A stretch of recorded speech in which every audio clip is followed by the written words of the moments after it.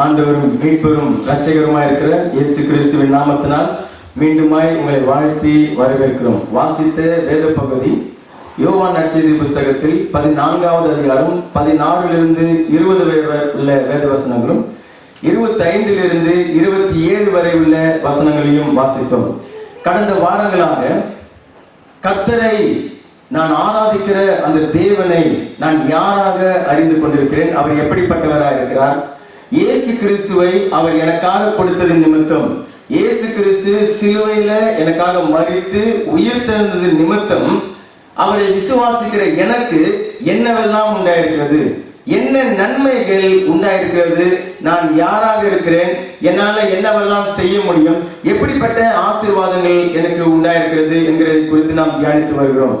கிறிஸ்துவுக்குள்ளாக நான் யாராக இருக்கிறேன், கிறிஸ்துவுக்குள்ளாக என்கிற அந்த ஒரு வார்த்தையை நாம் பார்க்கும்பொழுது அவர்கள் கர்த்தராகிய இயேசு கிறிஸ்துவை ஆண்டவராக இரட்சகராக ஏற்றுக்கொண்டு அவர் என்னுடைய பாவங்களை சுமந்து என்னுடைய சாபங்களை சுமந்தார், என்னுடைய பாவங்களுடைய விளைவுகளை அவர் சுமந்தார், அது நிமித்தம் அவர் மரித்தார், தேவன் அவரை உயிரோடு எழுப்பினார், அவர் இன்றைக்கும் உயிரோடு இருக்கிறார் என்று சொல்லி விசுவாசிக்கிற எந்த ஒரு மனுஷனுடைய இருதயத்திலையும் வேதம் சொல்லுகிறது அந்த மனுஷன் தேவனுடைய பிள்ளையா இருக்கிறான் என்கிற ஒரு அதிகாரத்தை தேவன் அவனுக்கு கொடுக்கிறார். அல்லேலூயா. அதைத்தான் நாம் திரும்ப திரும்ப கிறிஸ்துவுக்குள் என்கிற அந்த வார்த்தைகளை நாம் தியானிக்கிறோம். கிறிஸ்துவுக்குள்ளாக இருக்கிற நான் யாராக இருக்கிறேன் என்று சொல்லி முதல் வாரத்தில் பார்த்தோம். நாம் தேவர்களாக இருக்கிறோம் என்று சொன்னால் என்ன அர்த்தம்? மனுஷன் ஏதோ ஒரு குரங்கிலிருந்தோ மிருகத்திலிருந்து உண்டானவன் அல்ல, மாறாக தேவனுடைய சாயலின்படியும் தேவனுடைய ரூபத்தின்படியும் அவனை தன்னை போல ஞானம் உள்ளவனாக, ஆதிக்கம் செலுத்துகிறவனாக, அதிகாரியாக, இந்த உலகத்தின் அதிபதியாக தேவன் அவனை படைத்தார். அல்லேலூயா, அல்லேலூயா. அந்த அந்தஸ்தை, அந்த பதவியை, அந்த நிலையை ஆதாம் பாவத்தின் நிமித்தம் இழந்தான். ஆனால் கர்த்தராகிய இயேசு கிறிஸ்துவுக்குள் அவர் சிந்தின இரத்தத்தினால் ஒருவன் மீட்கப்படும் பொழுது மீண்டுமாய் தேவன் என்னை மகிமையினால் முடிசூட்டுகிறார். அல்லேலூயா. அவருடைய சாயலையும் அவருடைய ரூபத்தையும் அவருக்கு ஆதியிலே மனுஷனுக்கு கொடுத்திருந்த அந்த அதிகாரத்தையும் அந்தஸ்தையும் தன்னுடைய பிள்ளை என்கிற அந்த அந்தஸ்தை ஒவ்வொரு மனுஷனுக்கும், அவரை விசுவாசிக்கிற அத்தனை பேருக்கும் தேவனுடைய பிள்ளை என்கிற அந்த அந்தஸ்தை அவர் கொடுக்கிறார். அல்லேலூயா. அடுத்ததாக 3 புதிய காரியங்கள் நம்முடைய வாழ்க்கையில் நடந்திருக்கிறது. நான் கிறிஸ்துவனாக இயேசு கிறிஸ்துவை விசுவாசத்தின் நிமித்தம் நான் இந்த புதிய உடன்படிக்கையை பெற்றவனாக இருக்கிறேன். வேதத்தை உடன்படிக்கை என்று சொல்லப்படுகிறது, அல்லது இங்கிலீஷ்ல பிரெஞ்சில் வாசிக்கும் போது டெஸ்டாமோ, டெஸ்டமெண்ட், அது எழுதக்கூடியவர் டெஸ்டேட்டர். இன்னும் சுத்தமான தமிழில் பார்க்கும்பொழுது மரண சாசனம். மரண சாசனம்னா எல்லாருக்கும் கொஞ்சம் புரியும். உயில் பெற்றோர்கள் அந்த மரிக்கிற காலத்துல பிள்ளைகளுக்கு தாங்கள் இந்த பிள்ளைக்கு இந்த சொத்தை வைத்துட்டு போகிறேன் என்பதை உயிலாக எழுதி அதை வைப்பார்கள். அதை எழுதினவர் உயிரோடு இருக்கிற வரைக்கும் அந்த உயிலுக்கு ஒரு மதிப்பும் கிடையாது. அவர் என்றைக்கு மரிக்கிறாரோ அந்த உயிர் பெற்றுக் கொள்ளும் என்று சொன்னால் அதை பயன்படுத்தக்கூடிய, அதில் இருக்கக்கூடிய சொத்துக்களை அந்த பிள்ளைகள் பெற்று அனுபவிக்கக்கூடிய ஒரு நிலைக்கு அது வந்துவிடும். புதிய ஏற்பாடு என்று சொல்லி நம்ம சொல்லுகிறோம். அந்த வார்த்தை கூட பாருங்க, இன்னைக்குதான் நிறைய தடவை அது கேட்டு இருக்கிறோம். ஏற்பாடு, ஏற்பாடுன்னு சொன்னா என்ன அர்த்தம்? ஆயத்தப்படுத்தி வைக்கப்பட்டிருக்கிறது. அல்லேலூயா. உங்களுக்காக ஏற்பாடு பண்ணப்பட்டு வைக்கப்பட்டிருக்கிற ஆசீர்வாதங்கள் நிரம்பின இந்த புஸ்தகம் தான் இந்த உயில். அல்லேலூயா. அதுதான் உடன்படிக்கை, அதுதான் தெஸ்தாமோ, அதுதான் மரண சாசனம், அதுதான் ஏற்பாடு. ஆமென். இப்ப இந்த ஏற்பாடு எத்தனை பேர் இடத்துல இருக்குது? எத்தனை பேர் இடத்துல அது இருக்கிறது பாருங்க. என்னுடைய தகப்பன், என்னுடைய பெற்றோர்கள் ஒரு உயிரை ஏற்றி வைத்திருப்பாருன்னு சொன்னா, ஒரு 10 பிள்ளை இருந்தாலும் 10 பிள்ளைகள் என்ன பண்ணுவாங்க, அதை போய் ஒரு எவ்வளவு காசு செலவானாலும் சரி ஒரு போட்டோ காப்பி போட்டு அதை தங்களுடைய கையில வைத்துக் கொள்வார்கள். ஒரு உயிரை 10 போட்டு வைத்துக் கொள்வார்கள். இப்ப இன்றைக்கு தேவன் எனக்கு என்னவெல்லாம் செய்திருக்கிறார். தேவாதி தேவன் மனுஷனா இந்த பூமியில வந்து மரித்து உயிர் தெழுந்தது ஏதோ ஒரு மதத்தை உருவாக்குவதற்கு அல்ல. மதத்தை உருவாக்க மனுஷர்கள் போதும். மனுஷர்கள் அதை நல்லா செய்து கொண்டிருக்கிறாங்க. மனுஷர்கள் தேவனை தேடுவதற்காக தங்களுடைய சொந்த முயற்சிகளை எடுக்கிறார்களே, அதுக்கு பேர் தான் மதம். ஆனால் கிறிஸ்தவம் என்கிறது மதம் கிடையாது. மாறாக தேவன் மனுஷனை தேடி வந்து, ஹல்லேலூயா, தேவன் மனுஷனை தேடி வந்து அவனை ஆசீர்வதித்து அவனை உயர்த்த விரும்புகிறது தான் கிறிஸ்தவம். ஹல்லேலூயா. கிறிஸ்தவம் ஒரு ராஜ்யம், ஒரு கிங்டம். அதுல ராஜாவா இருக்கிறவர் கர்த்தராகிய இயேசு கிறிஸ்து அதுல இருக்கக்கூடிய தன்னுடைய பிள்ளைகளுக்கு அவரே பொறுப்பெடுத்து போஷிக்கிறார், பராமரிக்கிறார், பாதுகாக்கிறார், நடத்துகிறார். அல்லேலூயா. இந்த காரியங்கள் எல்லாவற்றையும் நாம் பார்த்தோம் பாருங்க. சென்ற வாரம் நீங்கள் தேவனுடைய பிள்ளையா இருக்கிறீர்கள் அல்லது தேவனுடைய ராஜ்யத்தில் இருக்கிறீர்கள், கிறிஸ்துவுக்குள்ளாக இருக்கிறீர்கள், இந்த புதிய உயிரை பெற்றவர்களாக இருக்கிறீர்கள். ஆகையினால நான் எப்படிப்பட்டவனாக இருக்கிறேன்? இந்த உலகத்திற்கு உப்பாக இருக்கிறேன். அல்லேலூயா. சுவை கொடுக்கிறவனாக என்னுடைய வாழ்க்கையில, என்னுடைய குடும்பத்துல, நான் இருக்கக்கூடிய சமுதாயத்துல நான் பிரயோஜனம் உள்ளவனாக தேவன் என்னை வைக்கிறார். அல்லேலூயா. உப்பாக வைக்கிறார். அங்கே தீங்கு, தீட்டு, பாவம் நெருங்காதபடிக்கு சுத்திகரிக்கிறதாக, சுத்தம் பண்ணுகிறவனாக, பாதுகாக்கிறவனாக தேவன் என்னை வைத்திருக்கிறார். அதே சமயத்துல ஒளியாகவும் தேவன் என்னை வைத்திருக்கிறார். இருள் இருக்கிற இடத்துல ஜனங்கள் தங்களுடைய வாழ்க்கையில ஏற்படக்கூடிய தீமைகள் தொடர்ச்சியா பட்ட காலிலே அடிபடுகிறது என்று சொல்லுவாங்க. ஒரு முழம் ஏறினா ஒரு ஜான் ஏறினா ஒரு முழம் இறக்குதுன்னு சொல்லுவாங்க. அப்படியான ஒரு இருள் நிறைந்த வாழ்க்கை, குழப்பம் நிறைந்த வாழ்க்கை, எதிர்காலம் தெரியாத ஒரு இருக்கிற ஜனங்களுடைய வாழ்க்கையில தேவனுடைய வார்த்தையை சொல்லி வெளிச்சத்தை கொண்டு வரக்கூடிய ஒளியாய் நான் இருக்கிறேன். அல்லேலூயா. கிறிஸ்துவுக்குள்ளாக நான் யாரா இருக்கிறேன்னு பாருங்க. கர்த்தர் இயேசு கிறிஸ்து அவர் சொல்லியிருந்தார், தேவனுடைய ராஜ்யத்தையும் அவருடைய நீதியையும் நீங்கள் தேடுங்கள், மற்றவைகள் எல்லாம் உங்களுக்கு கூட கொடுக்கப்படும். ஆமென்.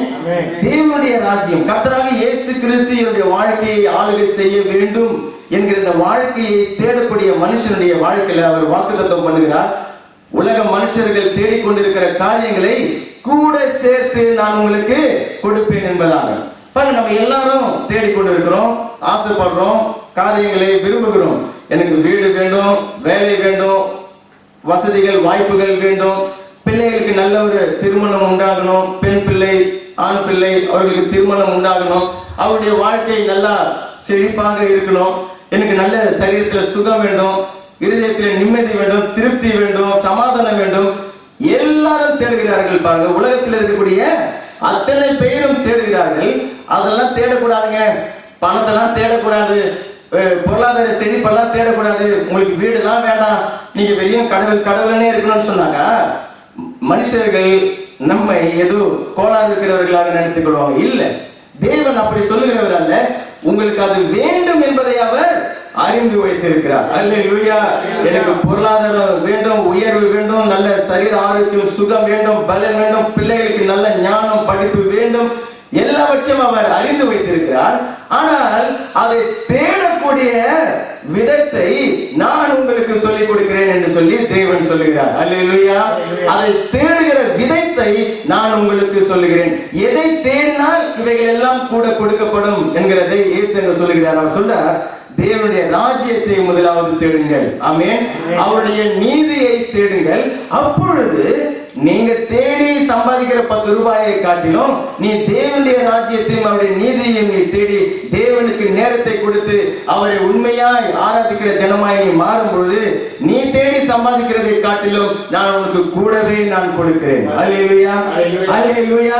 நிறைய பேர் சொல்லுவாங்க பாருங்க, 7 செருப்பு தேயினால என்னுடைய பிள்ளைக்கு திருமணம் பண்ணி வைத்தேன், வயிற்று கட்டி, வாயை கட்டி, நான் இதெல்லாத்தையும் சேர்த்து வச்சேன், ரத்த வேர்வை சிந்தி நான் இதெல்லாம் சம்பாதித்தேன் அப்படி என்று சொல்லுவார்கள். தேவையில்லை.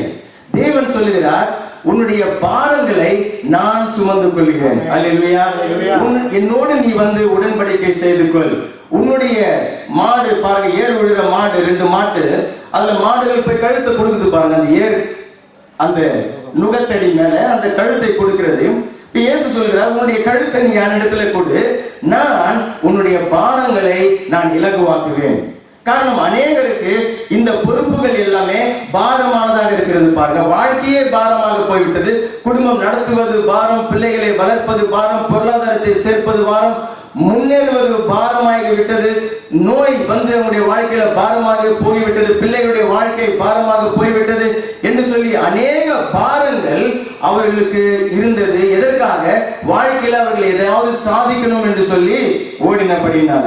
ஆனால் இயேசு சொல்லுகிறார், என்னிடத்துல வாருங்கள், நான் உங்களுக்கு உட்கார வச்சு செய்வேன் சொல்றாரா? இல்ல, நான் அந்த பாரத்தை உங்களுக்கு இலகுவாக ஆக்குவேன். அல்லேலூயா. நீங்க தான் வேலை செய்யணும், நீங்க தான் சம்பாதிக்கணும், நீங்க தான் பிள்ளைகளை வளர்க்கணும், நீங்க தான் பிள்ளைகளுக்கு திருமணத்துக்கு பெண்களையும் பிள்ளைகளையும் தேடணும், நீங்க தான் சொத்துக்களை ஆஸ்திகளை சம்பாதிக்கணும். ஆனால் அவைகளை நீங்கள் தனியா செய்கிறது கிடையாது. மாறாக உங்களோடு நான் இணைந்து கொண்டு உங்களுடைய பாரத்தை நான் இலகுவாக ஆக்குவேன். காரணம், சொன்னவர் ஏதோ மத தலைவர் அல்ல, சொன்னவர் ஏதோ மரித்து போய் நமக்கு முன்பாக கல்லறையில பூட்டப்பட்டு அடைக்கப்பட்டிருக்கிறவர் அல்ல. மாறாக இதை சொன்னவர் மரணத்தை ஜெயித்து மரித்து உயிர் தெழுந்த ஆண்டவராகிய இயேசு கிறிஸ்து. அல்லேலூயா. அவர் இன்றைக்கும் அவர் உயிரோடு இருக்கிறார். அல்லேலூயா. அவர் நேற்றும் இன்றும் என்றும் மாறாத தேவனாய் இருக்கிறபடினால இந்த வேத புத்தகம் காலத்துல அவர் செய்த அத்தனை காரியங்களும் இன்றைக்கும் அவர் செய்கிறார். உங்களுடைய வாழ்க்கையிலும் அதை அவர் செய்கிறார். அல்லேலூயா. இன்றைக்கு புதியதாக ஒரு காரியத்தை பார்க்கிறோம். கிறிஸ்துவுக்குள்ளாக நான் யாராக இருக்கிறேன்?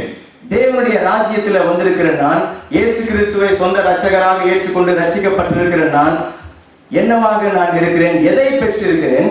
வாசித்த அந்த வேத பகுதியில கர்த்தராகிய இயேசு கிறிஸ்து சொல்லுகிறார், 14வது அதிகாரம் 16வது வசனத்துல, யோவான் நற்செய்தி புஸ்தகத்துல, நான் பிதாவை வேண்டிக் கொள்வேன், அப்பொழுது என்றென்றைக்கும் உங்களுடனே கூட இருக்கும்படி சத்திய ஆவியாகிய வேறொரு தேற்றரவாளனை அவர் உங்களுக்கு தந்தருள்வார். அப்ப அந்த உயிரில எழுதக்கூடிய மனுஷர்கள் கடைசி மறிக்கிறதுக்கு கடைசி நிமிஷத்துல உட்கார்ந்து எழுத மாட்டாங்க.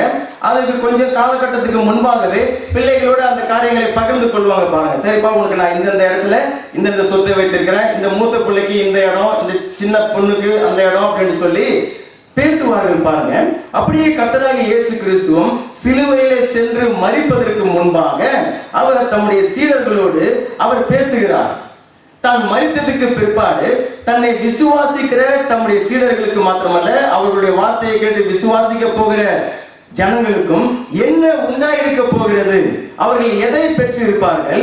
வேதம் சொல்லுகிறது, அவர்கள் பரிசுத்த ஆவியானவரை பெற்றவர்களாக இருப்பார்கள். அல்லேலூயா, அல்லேலூயா. அவர் சொல்லுகிறார், சத்திய ஆவியாகிய வேறொரு தேற்றரவாளனை அவர் உங்களுக்கு தந்தருவார். கர்த்தராகிய இயேசு கிறிஸ்து சரீரத்துல, தேவன் சரீரத்துல வெளிப்பட்ட பொழுது சீடர்களோடு அவர் அதிக நேரம் அவர் இருந்தார். அவர்களுக்கு போதித்தார், கற்றுக் கொடுத்தார், தீமையிலிருந்து பாதுகாத்தார், அற்புதம் கூட அவர்களுக்கு செய்திருக்கிறார். அதே சமயத்தில் அவர்களுக்கு விரோதமாய் மத தலைவர்கள் எழுந்தின பொழுது, ஒரு சில சமயத்தில் கூட சீடர்களுக்கு விரோதமாய் மத தலைவர்கள் எழுமின பொழுது சீடர்கள் பதில் சொல்றதுக்கு முன்பாகவே இயேசு அவர்கள் சார்பாக வக்காலத்து வாங்கி அவர்களுக்காக பேசி அவர்களை அனுப்பினதை நாம் நிறைய சூழ்நிலைகளில் நாம் பார்த்திருக்கிறோம். அது நிமித்தம் சீடர்களுக்கு நல்ல ஒரு பாதுகாப்பு உணர்வு. சரி, ஜீசஸ் இயேசு எங்க கூட எப்பொழுதும் இருக்கிறாரு, எப்போ வேணாலும் அற்புதம் செய்வாரு. 5 அப்பங்களையும் மீன்களையும் அவர் அற்புதம் செய்து 5000 பேருக்கெல்லாம் கொடுக்க அவர் பெரிய வல்லவராக இருக்கிறாரு. இவர் எங்க கூட இருக்கிறது பெரிய ஒரு பலன். இவர் எங்களுக்கு தேற்றுகிறார், எங்களுக்கு கற்றுக் கொடுக்கிறார், எங்களுக்கு ஆலோசனை கூட அநேக சமயத்தில் கொடுக்கிறார். எப்படி நோயாளிகளுக்கு ஜெபிக்கணும் என்கிறதெல்லாம் ஆலோசனை வர கொடுக்கிறார் என்று சொல்லி எல்லாம் சந்தோஷப்பட்டு கொண்டிருந்த அந்த சீடர்களுக்கு இயேசு சொல்கிறார், இப்போ நான் பிதாவின் இடத்திலே போகிறேன். அல்லேலூயா. அப்ப போகிற அந்த சமயத்துல அவர்களை திக்கற்றவர்களாக, தனிமையில, அவர்களை பயத்திலையும் கலக்கத்திலையும் அவர்களை விட்டு போகாதபடிக்கு அவர் வாக்குத்தத்தமாக சொல்லுகிறார், ஆவியாகிய சத்திய ஆவியாகிய வேறொரு தேற்றரவாளனை. அல்லேலூயா. சொல்லுங்க, வேறொரு தேற்றரவாளன், another comforter அப்படின்னு சொல்லி இங்கிலீஷ்ல அது போடப்பட்டிருக்கிறது. another consolator, பிரான்சில consolator சொல்லி போடப்பட்டிருக்கிறது. வேறொரு தேற்றரவாளன். காரணம், இயேசுவே தேற்றரவாளனாக அவரோடு கூட இருந்தார்.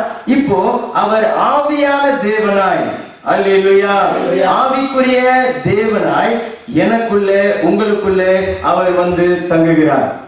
அப்ப பாருங்க, கிறிஸ்தவம் என்று சொன்னா என்ன? சரி, எங்க அப்பா அம்மா எல்லாம் கிறிஸ்தவங்க, எனக்கு இந்த பேரு, இந்த கிறிஸ்தவ பேர் எனக்கு வச்சிருக்கிறேன், அல்லது நான் இதை செய்யறேன் அதை செய்யறேன், சடங்கு செய்யறேன், சம்பிரதாயம் செய்யறேன், இதனால ஒரு மனுஷன் கிறிஸ்தவனாக ஆகிவிடுவது கிடையாது. கிறிஸ்துவிடத்திலிருந்து ஆசீர்வாதங்களையும் பெற்றுக்கொள்வது கிடையாது. மாறாக கிறிஸ்தவன் யார்? தேவனை தனக்குள்ளே பெற்றிருக்கிறவன். அல்லேலூயா. பரிசுத்த ஆவியானவர் யார்? அவர் தேவன். அல்லேலூயா. ஆவியாய் இருக்கிற தேவன். இயேசு கிறிஸ்து சரீரத்திலே, தேவன் சரீரத்திலே வந்தபோது அவர் இயேசு கிறிஸ்துவாய் தம்மை வெளிப்படுத்தினார். இப்போ ஆவியாய் இருக்கிற கர்த்தராய் தம்மை விசுவாசிக்கிற ஒவ்வொரு மனுஷனுக்குள்ளேயும் அவர் வந்து வாசம் பண்ணுகிறார், தங்குகிறார். அதனாலதான் வேதம் திட்டமும் தெளிவுமா சொல்லுகிறது, கிறிஸ்துவின் ஆவி இல்லாதவன், பரிசுத்த ஆவியை பெற்றில்லாதவன் கிறிஸ்துவுக்கு சொந்தமானவன் அல்ல என்று சொல்லி பைபிள் திட்டமும் தெளிவுமாக சொல்லுகிறது. அவன் கிறிஸ்தவனே அல்ல என்று சொல்லி வேதம் சொல்லுகிறது. தேவன் மனுஷனோடு வந்து அவனுடைய இருதயத்தில் வந்து தங்கி இருக்கிறது தான் கிறிஸ்தவம். அல்லேலூயா. எபேசியர் 1வது அதிகாரத்தில் 13வது 14வது வசனத்தை எடுத்து வாசிக்கலாம். எபேசியர் 1er chapitre verset 13 et 14. அந்த பகுதியில அந்த பரிசுத்த ஆவியானவர் எப்பொழுது கொடுக்கப்பட்டார், யாருக்கெல்லாம் கொடுக்கப்பட்டார் என்று சொல்லி வேத வசனம் நமக்கு சொல்லுகிறது. எபேசியர் 1er chapitre verset 13 et 14 வாசிக்கலாம். நீங்களும் உங்கள் ரட்சிப்பின் சுவிசேஷமாகிய சத்திய வசனத்தை கேட்டு விசுவாசிகளான பொழுது வாக்குத்தத்தம் பண்ணப்பட்ட பரிசுத்த ஆவியால் அவருக்குள் முத்திரை போடப்பட்டீர்கள். அவருக்கு சொந்தமானவர்கள் அவருடைய மகிமைக்கு புகழ்ச்சியாக மீட்கப்படுவார்கள் என்பதற்கு ஆவியானவர் நம்முடைய சுதந்திரத்தின் அச்சாரமாக அவர் இருக்கிறார். அல்லேலூயா. அந்த வசனம் என்ன சொல்லுகிறது? ரட்சிப்பின் சுவிசேஷம், கர்த்தராகிய இயேசு கிறிஸ்து சிலுவையில் சிந்தின இரத்தத்தினால ஒரு மனுஷனுடைய பாவங்கள் கழுவப்படுகிறது, மன்னிக்கப்படுகிறது அவரை விசுவாசிக்கும் பொழுது. காரணம், மனுஷர்கள் எல்லாமே பாவியாக இருக்கிறார்கள், பாவம் செய்தவர்களாக இருக்கிறார்கள். அவர்கள் செய்த பாவம் மாத்திரமல்ல, ஆதாம் காலத்திலிருந்து அந்த பாவம் சந்ததி சந்ததியாக மனுஷனுடைய வாழ்க்கையில வந்து கொண்டிருக்கிறது. இன்றைக்கு மனுஷன் அனுபவிக்கக்கூடிய எல்லா விதமான போராட்டங்கள், எல்லா விதமான வேதனைகள், எல்லா விதமான மரணங்கள், தீவிரவாதங்கள், வியாதிகள், பலவீனங்கள், குடும்ப முறிவுகள், குடும்ப போராட்டங்கள், இவைகள் எல்லாவற்றினுடைய வேர் காரணம் என்ன? மனுஷன் பாவத்தினால் நிரம்பியிருக்கிறான். அவன் எந்த புண்ணியத்தை செய்தாலும் சரி, 7 தலைமுறை என்று சொல்லுகிறார்கள், அப்படி 7 ஜென்மம் என்கிறது கிடையாது. மனுஷன் ஒரு விசை பிறக்கிறதும் அவன் நியாயம் தீர்க்கப்படுகிறதும் அதுக்கு பிற்பாடு அவன் நித்தியத்தை அடைகிறதுமான வாழ்க்கையை தான் தேவன் மனுஷனுக்கு வைத்திருக்கிறார். ஆகையினால அந்த மனுஷன் எதை செய்தும் தன்னுடைய பாவங்கள் மன்னிக்கப்பட செய்ய முடியாது. இயேசு கிறிஸ்து அந்த பாவத்தையும் அந்த பாவத்துடைய விளைவுகள், வியாதிகள், பலவீனங்கள், ஆத்மாவுல பலவீனங்கள், நோய்கள், மரணங்கள், இது எல்லாவற்றையும் சிலுவையில சுமர்ந்து அதை தீர்த்து அதை மரித்தார். இன்றைக்கு எந்த ஒரு மனுஷனும் அதை விசுவாசிக்கும் பொழுது அவன் தேவனுடைய பிள்ளையாக ஆகிவிடுகிறான். இதுதான் ரட்சிப்பின் சுவிசேஷம். அல்லேலூயா. அவரை நான் ஆண்டவராக ஏற்றுக்கொள்கிறேன். ஆமா, அவர் மரித்தார், அவரை தேவன் உயிரோடு எழுப்பினார், இன்றைக்கு அவர் உயிரோடு இருக்கிறார், இதை நான் விசுவாசிக்கிறேன் என்று சொல்லுகிற ஒரு மனுஷன் தேவனுடைய பிள்ளையாக ஆகுகிறான். ஏதோ மதம் மாறவில்லை, மாறாக அவனுக்குள்ளாக அந்த சுவிசேஷத்தை கேட்டு அவன் விசுவாசிகளான பொழுது வாக்குத்தத்தம் பண்ணப்பட்ட தேவ ஆவியை அவன் பெற்றுக் கொள்கிறான். அல்லேலூயா. அல்லேலூயா. இன்றைக்கு நீங்கள் இயேசுவை விசுவாசிக்கிறவர்களாக, ரட்சிக்கப்பட்டவர்களாக இருப்பீர்கள் என்று சொன்னால் நீங்க ஒரு காரியத்துல நிலையா உறுதியா இருக்கலாம். அந்த ஆவியான தேவன் உங்களுக்குள்ளே இருக்கிறார். அல்லேலூயா. சொல்லுங்க, பரிசுத்த ஆவியானவர் எனக்குள்ளே இருக்கிறார். பரிசுத்த ஆவியானவரை பெற்றுக்கொள்ளாத விசுவாசிகள் இருக்கவே முடியாது. அவர்கள் விசுவாசிகளா இருக்கிறார்கள் சொன்னால் பரிசுத்த ஆவியானவர் அவர்களுக்குள்ளாரே தங்கி இருக்கிறார். அல்லேலூயா. இயேசு சொல்லுகிறார், அவர் என்றென்றைக்கும் உங்களுடனே கூட தங்கி இருக்கிறார். அல்லேலூயா. என்றென்றைக்கும் அந்த தேவ ஆவியானவர் அந்த இயேசுவை விசுவாசிக்கிற மனுஷனுக்குள்ளாக தங்கி இருந்து அவனுக்குள்ளே அவர் நிரந்தரமாக தங்கி விடுகிறார். ஆனாலும் வேதத்தில் நம்ம வாசிக்கும் பொழுது பரிசுத்த ஆவியானவரை துக்கப்படுத்தாமல் இருங்கள், ஆவியை அவித்து போடாதிருங்கள் என்கிற வார்த்தைகளை வசனங்களை நம்ம வாசிப்போம். நாம் அவரை, நமக்குள்ள தங்கி இருக்கிற அந்த தேவனை நாம் நம்முடைய அவிசுவாசத்தினால, நம்முடைய மன்னிக்காத அல்லது தேவனுடைய வார்த்தைக்கு கீழ்ப்படியாத பாவங்களினால, அல்லது ஜெபிக்காம தேவனுடைய வார்த்தையை வேதத்தை வாசிக்காம சபை கூடி வருதில்ல வராம இருக்கும் பொழுது நாம் அவரை துக்கப்படுத்துகிறோம். அவரை, அவருடைய செயல்பாடுகளை, அவர் எனக்குள்ளே இருந்து செய்ய வேண்டிய காரியங்களை செய்யாதபடிக்கு அவிழ்த்து போட்டு விடுகிறேன், அமைச்சிடுறேன். புரியுதுங்களா? நெருப்பு விளக்கு எரியும் பொழுது அதை அமைச்சிடுவாங்க பாருங்க, அழுத்திடுவாங்க. என்ன சொன்னால் என்ன அர்த்தம்? அது எரிவதற்கு தேவையான எல்லா மெட்டீரியலும் அங்க இருக்குது, ஆனா அது எரியத்தான் செய்யல. ஹல்லேலூயா. அப்ப இப்படிப்பட்ட காரியங்களினால் நான் அந்த ஆவியானவருடைய செயல்பாடுகளை எனக்குள்ள அவிழ்த்து போட்டாலும் சரி, ஆனால் அந்த ஆவியானவர் எனக்குள்ளே இருக்கிறார். ஹல்லேலூயா. என்றென்றைக்கும் அவர் இருக்கிறார். ஆமென். பழைய உடன்படிக்கைக்கும் புதிய உடன்படிக்கைக்கும் இருக்கக்கூடிய வித்தியாசம், ஆபிரகாமுக்கும் எனக்கும், தாவீதுக்கும் எனக்கும், மோசேவுக்கும் எனக்கும், யோவான் ஸ்நானகனுக்கும் எனக்கும் இருக்கக்கூடிய வித்தியாசம் என்ன? அந்த பழைய உடன்படிக்கை கீழே இருந்த ஜனங்கள், பரிசுத்த ஆவியானவர் வந்து நிரந்தரமாக ஒரு மனுஷனுக்குள்ளாக தேவன் தங்க முடியாது. காரணம், மனுஷனுடைய இருதயம் பாவம் நிறைந்த இருதயமாக இருந்தது. ஆனால் இயேசு கிறிஸ்துவுக்குள்ளாக நான் மீட்கப்படும் பொழுது அந்த ஆவியானவர் எனக்குள்ளே என்றென்றைக்குமாய், நிலைவரமாய், நிரந்தரமாய் அவர் எனக்குள்ளே இருந்து என்னை பலப்படுத்துகிறார். அல்லேலூயா. எனக்கு கிருபையை அளிக்கிறார். அல்லேலூயா. எனக்கு மகிமையை அளிக்கிறார். அல்லேலூயா. இயேசு சொன்ன அந்த வார்த்தையில அவர் சொல்லுகிறார், வேறொரு தேற்றரவாளனை நான் உங்களுக்கு அனுப்புகிறேன் என்பதாக.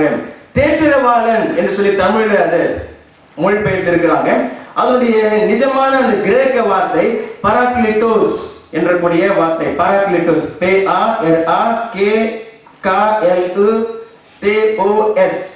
பராக்லிட்டோஸ் கிரேக்க வார்த்தை. பராக்லிட்டோஸ் அப்படின்னு சொன்னால் என்ன அர்த்தம்? ஒரு மனுஷன் சரியான சிக்கல்ல, இக்கட்டுல அல்லது சரியான குழப்பத்துல, போராட்டத்துல சிக்கி கொண்டிருக்கிற ஒரு மனுஷனுக்கு துணையாக அவனோடு கூட இருக்கும்படிக்கு, அவனுக்கு உதவி செய்யும்படிக்கு அழைக்கப்படுகிறவர் என்று சொல்லி அதற்கு அர்த்தம். அல்லேலூயா. அதை அவர்கள் அந்த கோர்ட்டு சம்பந்தப்பட்ட வார்த்தைகள்ல இந்த வார்த்தையை பயன்படுத்துகிறார்கள். ஒரு குற்றவாளி சரியான பிரச்சனையில மாட்டிக்கொண்டிருக்கிறான், சாட்சிகள் யாரும் இல்லை, அதுல இருந்து அவனால மீண்டு வர முடியாது, அவனுக்கு தண்டனை விதிக்கப்பட்டிருக்கிறது. இந்த சமயத்துல அவனுக்கு உதவி செய்யும்படிக்கு நல்ல கை தேர்ந்த ஒரு வக்கீல் அல்லது நல்ல ஒரு சாட்சி அவர்களை வரவழைப்பார்கள். அந்த ஆளுக்கு பேரு பராக்லிட்டோஸ். ஹல்லேலூயா. அதுதான் தமிழ்ல தேற்றரவாளன் என்று சொல்லி சுலபமா அதை மொழிபெயர்த்திருக்கிறாங்க. ஆனால் அந்த வார்த்தையில, பராக்லிட்டோஸ் என்கிற அந்த வார்த்தையில ஒரு சில தமிழ் வார்த்தைகளை கொண்டு அதை நம்ம விளக்க முடியும். ஏன்னா கிரேக்க வார்த்தைகள் காம்ப்ளெக்ஸ் வேர்ட், நிறைய அர்த்தங்கள் கொண்ட வார்த்தைகளாக அது இருக்கிறபடினால அதுல இருக்கக்கூடிய அர்த்தங்கள் என்ன? முதலாவது, அந்த பராக்லிட்டோஸ் அப்படின்னு சொல்லும் பொழுது எனக்குள்ள வந்து தங்கக்கூடிய ஆவியானவர் அப்படி அழைக்கப்படுகிறார். அவரை துணையாளர் என்று சொல்லி வேதம் அழைக்கிறது. அல்லேலூயா. உதவியாளர் என்று சொல்லி அழைக்கிறது. பெர்மனன்ட் ஹெல்பர், உங்களோட என்றென்றைக்கும் தங்கி இருந்து எல்லாவற்றிலும் உங்களுக்கு உதவி செய்யக்கூடிய உதவியாளர். ஆமென். அந்த உதவியாளர், துணையாளர் என்ற வார்த்தை கேட்கும் போது உங்களுக்கு ஒரு ஞாபகம் வரும். என்ன? தேவன் ஆதாமை உண்டு பண்ணின பொழுது அவனுக்கு துணையா இருக்கும்படிக்கு, அவனுக்கு உதவியா இருக்கும்படிக்கு தான் மனைவியை ஏற்படுத்தினார். அல்லேலூயா. மனைவியை, அதனால துணைவியான்னு சொல்லிட்டு நம்ம சொல்றோம். துணைவியாக ஏன் சொல்றோம்? அவர்கள் அவருக்கு, அந்த கணவனுக்கு துணையாக, உதவியாக இருக்கிறவர்கள். அல்லேலூயா. அதற்காகவே அவர்கள் அப்படியான ஒரு ஆசீர்வாதத்தை பெற்றிருக்கிறார்கள். ஒரு சில குடும்பங்கள்ல பாருங்க, சின்ன ஒரு பிசினஸ் எடுத்து செஞ்சா கூட அந்த மனைவி அவங்களுக்கு 100க்கு 100 ஒத்தாசையும் உதவியுமா இருந்து சொல்லுவாங்க, எந்த ஒரு மனுஷனுடைய வெற்றிக்கும் பின்னாக ஒரு பெண் இருக்கிறான்னு சொல்லுவாங்க. For every man's success there is a woman behind அப்படின்னு சொல்லுவாங்க. எல்லா மனுஷனுடைய வெற்றிக்கும் ஒரு பெண் அதுக்கு காரணமாக இருப்பாங்க என்று சொல்லி. காரணம், அப்படிப்பட்ட நீங்க ஒரு இட்லி கடை போட்டு ஒரு டீ கடை வச்சாலும் சரி, அந்த மனைவி என்ன பண்ணிடுவாங்க, அவருடைய பலத்தை, அவருடைய நேரத்தை, அவருடைய ஆலோசனை எல்லாம் கொடுத்து அந்த பிசினஸ் வெற்றியா நடத்துவதற்கு அந்த கணவனுக்கு துணையாகவும் உதவியாகவும் இருப்பார்கள். நான் எதற்காக அதை சொல்றேன், ஒரு மனைவியே அப்படி ஒரு மனுஷனுக்கு உதவி செய்ய முடியும் அப்படின்னு சொன்னா, எனக்குள்ள வந்து தங்கக்கூடிய தேவாதி தேவன் அல்லேலூயா எப்படி எல்லாம் எனக்கு உதவி செய்ய முடியும். ஆமென். அவர் துணையாளர் என்று சொல்லி அழைக்கப்படுகிறார், உதவியாளர் என்று சொல்லி அழைக்கப்படுகிறார், தேற்றரவாளன், தேற்றுகிறவர் அப்படின்னு சொல்லி அழைக்கப்படுகிறார், சாட்சி சொல்லுகிறவர் என்று சொல்லி அழைக்கப்படுகிறார், வழக்காடுகிறவர், உங்கள் சார்பாக வழக்காடுகிறவர் என்று சொல்லி அழைக்கப்படுகிறார், என்னை உற்சாகப்படுத்துகிறவர். நான் சோர்ந்து போயிருக்கிற நேரத்துல, மனுஷர்கள் உங்களை கைவிட்டு இருக்கிற அந்த நேரத்துல, எனக்குள்ள தங்கி இருக்கிற அந்த தேவன் என்னுடைய மனசாட்சியோடு அவர் பேசி என்னை உற்சாகப்படுத்துகிறார். இந்த ஒவ்வொரு வார்த்தையும் நம்ம விளக்கலாம். ஆனால் இன்றைக்கு ஒரு 3 காரியங்களை நாம் பார்க்க போகிறோம். பரிசுத்த ஆவியானவர் எனக்குள்ளே இருக்கிறார். அல்லேலூயா. தேவனுடைய பிள்ளையாய் தேவனுடைய ராஜ்யத்தில் கிறிஸ்துவுக்குள்ளாக இருக்கிற நான் தேவ ஆவியை பெற்றிருக்கிறேன். ஆமென். சொல்லுங்க, நான் தேவ ஆவியை பெற்றிருக்கிறேன், தேற்றரவாளரை பெற்றிருக்கிறேன், என்றென்றைக்கும் என்னோடு தங்கி இருக்கிற ஆவியானவரை பெற்றிருக்கிறேன். அவர் செய்கிற காரியங்கள் எண்ண முடியாத காரியங்கள். ஆனால் அதை 3 காரியங்களாக இன்றைக்கு நாம பார்க்கிறோம். முதல் காரியம் என்ன பண்றார், பரிசுத்த ஆவியாகிய தேவன் எனக்குள்ள தங்கி இருந்து என்னை பலத்தின் மேல் பலனடைய செய்கிறார். அல்லேலூயா. சொல்லுங்க எல்லாம், பலத்தின் மேல் பலன். இரண்டாவது, கிருபையின் மேல் கிருபை அடைய செய்கிறார். சொல்லுங்க, கிருபையின் மேல் கிருபை. மூன்றாவது ஒரு காரியத்தை செய்கிறார், மகிமையின் மேல் மகிமை அடைய செய்கிறார். அல்லேலூயா. சொல்லுங்க, பலத்தின் மேல் பலன், கிருபையின் மேல் கிருபை, மகிமையின் மேல் மகிமை. இதையெல்லாம் பரிசுத்த ஆவியானவர் எனக்குள்ள இருந்து அவர் செய்கிறார். காரணம், அநேகர் தேவனுடைய ஆவியை பெற்றும் அவர் எனக்குள்ள இருந்து என்ன செய்கிறார், என்ன செய்ய சித்தமா இருக்கிறார், விருப்பமா இருக்கிறார், எனக்குள்ள இருந்து என்னவெல்லாம் அவரால் செய்ய முடியும் என்கிறதை அறியாம இருக்கிறதுனால, தேவ ஆவியானவரை நான் பெற்றிருக்கிறேன் என்று சொல்லியும், சபைக்கு நாம் வருகிறோம் என்று சொல்லியும், அவருடைய நன்மைகளை பெற்று அனுபவிக்காம நாம் இருப்போம். சரி, அப்ப முதலாவது பார்க்கிறோம், பலத்தின் மேல் பலன் கொடுக்கிறவர்.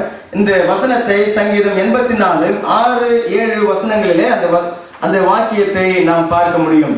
84வது சங்கீதத்துல இந்த சங்கீதக்காரன் இப்படியாக எழுதுகிறார். 6வது வசனத்துல, அழுகையின் பள்ளத்தாக்கை ஒருவன் நடந்து அதை நீரூற்றாக்கி கொள்ளுகிறார்கள், மழையும் குளங்களை நிரப்பும். சரி, அவர்கள் பலத்தின் மேல் பலன் அடைந்து சீயோனிலே தேவ சந்நிதியிலே வந்து காணப்படுவார்கள். சரி, அங்கே இருக்கக்கூடிய சூழ்நிலை, அந்த மனுஷன் அழுகையின் பள்ளத்தாக்கில, வாழ்க்கையில ஏதோ ஒரு போராட்டத்தில, குழப்பத்தில, கண்ணீரான பாதையில அவன் கடந்து செல்லுகிறான். இங்கே பலத்தின் மேல் பலன் அடைகிறது என்று சொல்லுகிறது. ஏதோ சரீரத்துல பலன் கிடையாது, மாத்திரமல்லாம வெற்றி. அவன் கடந்து செல்லக்கூடிய அந்த ஒரு சிக்கல், அந்த சிக்கல்ல தேவன் வந்து, சரி கவலைப்படாதப்பா, எல்லாம் நல்லா ஆயிடும், எல்லாம் சரியாயிடும் அப்படின்னு சொல்லி தேற்றுகிறது மாத்திரமல்லாம, அந்த பிரச்சனையை நீங்கள் மிதித்து நடக்குவதற்கு தேவையான பலத்தை உண்டு பண்ணுகிறார். அல்லேலூயா. அதைத்தான் நாம் பார்க்கிறோம். யோவான் 14வது அதிகாரம் 26, 27 நம்ம வாசித்த அந்த வேத பகுதியில எப்படி அது நடக்கிறது பாருங்க.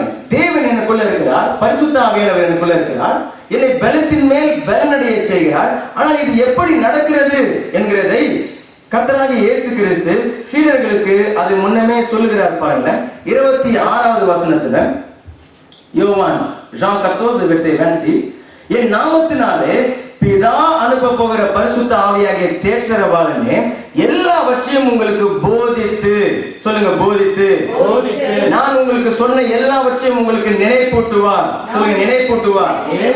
அல்லேலூயா. எனக்குள்ள வந்து தங்கி இருக்கிற ஆவியானவர் இயேசு கிறிஸ்து என்ன போதித்தார், இப்படிப்பட்ட ஒரு சூழ்நிலையில் நடந்து செல்கிற ஒரு மனுஷனுக்கு எப்படிப்பட்ட ஒரு வார்த்தையை சொல்லி இருக்கிறார், அதை எனக்கு ஞாபகப்படுத்துகிறார், எனக்கு அதை போதிக்கிறார். இப்பவும் நமக்கு அவ்வளவா புரியல. அப்ப அடுத்த வசனத்துல அது ஒரு நடைமுறையாக அவர் சொல்கிறார். எப்படி நடக்கிறது, 27வது வசனத்துல சமாதானத்தை உங்களுக்கு வைத்து போகிறேன், என்னுடைய சமாதானத்தையே உங்களுக்கு கொடுக்கிறேன், உலகம் கொடுக்கிற பிரகாரம் நான் உங்களுக்கு கொடுக்கிறதில்லை, உங்கள் இருதயம் கலங்காமலும் பயப்படாமலும் இருப்பதாக. அல்லேலூயா. அப்ப இயேசு இந்த வசனத்தை சொன்னார் என்கிறது எல்லாருக்குமே தெரியும். ஆனால் இந்த வசனம் என்னுடைய வாழ்க்கையில எப்படி நடக்கிறது? நான் சமாதானத்தை இழக்க வேண்டிய ஒரு சூழ்நிலை, கலங்க வேண்டிய பயப்பட வேண்டிய ஒரு நிலைமை, எல்லாவற்றிலும் நான் சோர்ந்து போக வேண்டிய ஒரு சூழ்நிலை வருது. அந்த நேரத்துல எனக்குள்ள இருக்கிற இந்த ஆவியானவர் இந்த வார்த்தைகளை கொண்டு எனக்குள்ள இருந்து என்ன செய்கிறார்?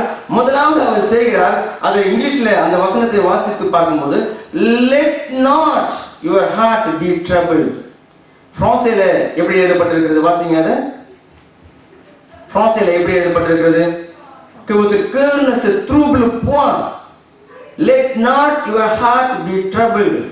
Let not அப்படின்னு சொன்னாக்கா அனுமதிக்காத அப்படின்னு சொல்லி சொல்றார். உன்னுடைய இருதயம் கலங்குவதற்கும் பயப்படுவதற்கும் நீ அனுமதிச்சிடாத. இப்ப இயேசு இதை சொல்றார். அப்படின்னு சொன்னா என்னுடைய இருதயத்தை கலங்காமலும் பயப்படாமலும் காத்துக்கொள்ள என்னால முடியும் என்கிறதை இயேசு அங்க சொல்லுகிறார் பாருங்க. அல்லேலூயா, அல்லேலூயா. என்னுடைய பிரச்சனைகளை காட்டிலும் உங்களுடைய பிரச்சனைகளை காட்டிலும் நீங்க பெரியவர்கள். அல்லேலூயா. உங்களுடைய பிரச்சனையை உங்களை மேற்கொள்ள முடியாது. நீங்க உங்களுடைய போராட்டங்களை, உங்கள் வாழ்க்கையில சந்திக்கக்கூடிய பிரச்சனைகளை உங்களால கண்ட்ரோல் பண்ண முடியும். அல்லேலூயா. இப்ப இயேசு சொல்கிறார், உன்னுடைய இருதயம் கலங்காதிருப்பதாக என்று சொல்லி தமிழ்ல போடப்பட்டிருக்கிறது. உன்னுடைய இருதயம் கலங்க நீ அனுமதிக்காத. அப்படி செய்ய முடியாதுன்னு சொன்னா இயேசு சொல்லி இருக்க மாட்டார் பாருங்க. அவர் போய் சொல்லுகிற தேவன் இல்லை. நீ கலங்காதிருப்பாயாக, உன்னுடைய இருதயத்தை கலங்க அளவு பண்ணாத, விட்டு விடாத அப்படி என்று சொல்லி அவர் சொல்லுகிறார். அப்படின்னு சொன்னால் என்ன அர்த்தம்? அந்த சூழ்நிலை வரும்போது நீங்க யாராக இருந்தாலும் சரி, இப்ப எந்த ஒரு அழுகையின் பள்ளத்தாக்கில் நம்ம நடந்து செல்கிறவர்களாக இருந்தாலும் சரி, அல்லது நீங்க சந்திக்க வேண்டிய ஒரு மிகப்பெரிய ஒரு போராட்டமாக, ஒரு இழப்பாக கூட இருக்கலாம். ஆனா அந்த சூழ்நிலையில பரிசுத்த ஆவியானவர் எனக்குள்ளே இருந்து ஞாபகப்படுத்துவார். ஞாபகப்படுத்திக்கொள், இயேசு சொல்லியிருக்கிறார், சமாதானத்தை அவர் உனக்குள்ள வைத்திருக்கிறாராம். அல்லேலூயா. அதனால இந்த சூழ்நிலையில நீ கலங்கி கதறி சமாதானத்தை இழந்து நிம்மதியை இழந்து போக வேண்டிய அவசியம் இல்லை. அது இல்லாமலேயே உன்னால இருக்க முடியும் என்று சொல்லி தேவன் அங்கே சொல்லுகிறார். அல்லேலூயா. சரி, நான் ஏன் கலங்க கூடாது, ஏன் பயப்படாம இருக்கணும்? பைபிள் சொல்லுகிறது, கர்த்தருக்குள் நான் மகிழ்ச்சியா இருக்கிறது நம்முடைய பெலன். சொல்லுங்க, கர்த்தருக்குள் மகிழ்ச்சியா இருக்கிறது நம்முடைய பெலன். அப்ப கர்த்தருக்குள் கலங்காமல் இருக்கிறது என்னுடைய பெலன். கர்த்தருக்குள் நான் சோர்ந்து போகாமல் இருக்கிறது என்னுடைய பெலன். கர்த்தருக்குள் நான் சமாதானத்தை நிம்மதியை எழுந்து போய் விடுகிறது, எழுந்து போகாமல் இருக்கிறதே என்னுடைய பெலன் அப்படின்னு சொல்லி அவர் சொல்லுகிறார். நம்ம எல்லாருக்கும் தெரிந்த ஒரு வசனம், உன்னுடைய பலவீனத்திலே என்னுடைய பலனை நான் கொடுக்கிறேன். உன்னுடைய பலவீனத்தில என்னுடைய பலனை நான் கொடுக்கிறேன் என்று சொல்லி, அப்ப இந்த பலவீனம் சொன்னா என்ன அர்த்தம்? இந்த சத்தியத்தை இன்றைக்கு நம்ம சொல்லலன்னு சொன்னா நிறைய பேர் என்ன பண்ணுவாங்க, ஆமாங்க இதெல்லாம் எல்லாம் ஒரு இயல்பு தானே, ஒரு பிரச்சனை வந்தாக்கா பயந்து சோர்ந்து போய் நம்ம இருதயம் நுழைஞ்சி எல்லாம் நம்ம கலங்கி போய் தான் இருக்கிறது எல்லாம் சகஜம் தானே, நான் அப்படித்தான், புரியுதுங்களா, நான் அப்படித்தான் அப்படின்னு சொல்லி காரணம் சொல்லிடுவாங்க. ஆனா இயேசு சொல்லுகிறார், அதனால உனக்கு இன்னும் அதிகமான சேதம் தான் உண்டாகுமே தவிர அந்த சூழ்நிலையில நீ கலங்காமலும் பயப்படாமலும் இருக்கிறது தான் உன்னுடைய பலன். ஆமென். அப்ப பலவீனத்திலே உனக்கு நான் பலன் கொடுப்பேன் என்று சொல்லி இயேசு சொல்லுகிறது. எந்த பலவீனம்? நான் என்னுடைய நிம்மதியை இழந்துட்டு, என்னுடைய டாலரன்ஸ் அதை நான் இழந்துட்டு, என்னுடைய சமாதானத்தை இழந்துட்டு நான் கத்தி கூவுறதா? இல்லை, அந்த பலவீனத்தை சொல்லுங்க. அங்க பலவீனம் சொல்லப்பட்டிருக்கிறது, அங்க இருக்கக்கூடிய ஒரு குறைவு. அல்லேலூயா. அந்த குறைவு அங்க இருக்கிறது, ஒரு தேவை அங்க இருக்கிறது, ஒரு சிக்கல் அங்க இருக்கிறது, ஒரு போராட்டம் அங்க இருக்கிறது. ஆனால் அதன் நிமித்தம் நான் கலங்க மாட்டேன். ஆமென். நான் பயப்படாமல் இருப்பேன். எதற்காக? அப்பொழுதுதான் தேவனுடைய பலன், தேவன் கொடுக்கக்கூடிய அந்த வெற்றி, தேவன் அந்த போராட்டத்தின் மேல நடந்து ஜெயிக்கக்கூடிய அந்த பலன் தேவன் எனக்கு உண்டு பண்ணுகிறார். அல்லேலூயா. இப்போ ஒரு வசனத்தை வாசித்தா உங்களுக்கு நல்லா புரியும் பாருங்க. நீதிமொழிகள் 24வது அதிகாரம் 10வது வசனம் இப்படியாக சொல்லுகிறது. Proverb chapitre 24 verset 10. நீதிமொழிகள் புத்தகத்துல 24:10 வசனம். ஆபத்து காலத்தில் நீ சோர்ந்து போவாயானால், கவனிங்க நல்ல. ஆபத்து காலத்துல, அதாவது இக்கட்டு காலத்துல, ஒரு பிரச்சனை நிறைந்த ஒரு காலத்துல நீ சோர்ந்து போவாயானால் உன் பலன் குறுகினது. ஆபத்தை நீ சந்திக்கும் பொழுது, சிக்கலை நீ சந்திக்கும் பொழுது, தோல்வியை நீ சந்திக்கும் பொழுது, ஏமாற்றத்தை நீ சந்திக்கும் பொழுது நீ சோர்ந்து போவாய் என்று சொன்னா உனக்கு பலன் குறுகி போனது. அப்ப பாருங்க, ஆபத்துன்னு ஒன்று தனியா இருக்குது, சோர்ந்து போகிறதுன்னு தனியா ஒண்ணு இருக்குது, பலன் சொல்லிட்டு ஒண்ணு இருக்குது. அப்ப அந்த ஆபத்து காலத்துல நீ சோர்ந்து போகாமல் இரு. இதை பரிசுத்த ஆவியானவர் எனக்குள்ள இருந்து தேவனுடைய வார்த்தையை கொண்டு என்னிடத்துல பேசுவார். பயப்படாதே, அல்லேலூயா, கலங்காதே, சமாதானத்தை இயேசு உனக்கு கொடுத்திருக்கிறார். உலகத்துல நடக்கக்கூடிய எந்த ஒரு சூழ்நிலைகளும் உன்னுடைய சமாதானத்தை திருட முடியாது. திடன் கொண்டு பலமாயிரு அப்படின்னு சொல்லி பரிசுத்த ஆவியானவர் என்னிடத்திலே அவர் பேசுவார். அல்லேலூயா. அப்படி அவர் பேசும் பொழுது ஆக்சுவலா நான் பயந்து கலங்கி போக வேண்டிய அந்த இடத்துல எனக்கு சமாதானமும் அதை தொடர்ந்து எனக்கு பலனும் உண்டாகும். அல்லேலூயா.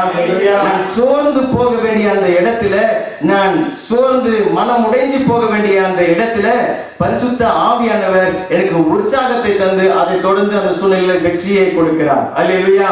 இப்படித்தான் ஏன் சொன்னா அநேகர் பயந்து சோர்ந்து கலங்கி அவிசுவாசமா எல்லாம் பேசிட்டு தேவன் எனக்கு உதவி செய்வார், தேவன் எனக்கு ஒத்தாசை அனுப்புவார், தேவன் எனக்கு இந்த காரியத்துல மிதிச்சு நடப்பதற்கு பலன் கொடுப்பார் என்று சொல்லி காத்திருப்பாங்க.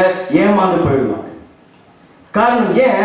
நான் கலங்காமல் இருக்கிறேன், நான் பயப்படாமல் இருக்கிறேன், நான் திகையாம இருக்கிறேன், நான் சோர்ந்து போகாம இருக்கிறேன் சொன்னா என்ன அர்த்தம்? நான் தேவன் மேல விசுவாசமாய் இருக்கிறேன் என்பதை அது காண்பிக்கிறது. ஹல்லேலூயா.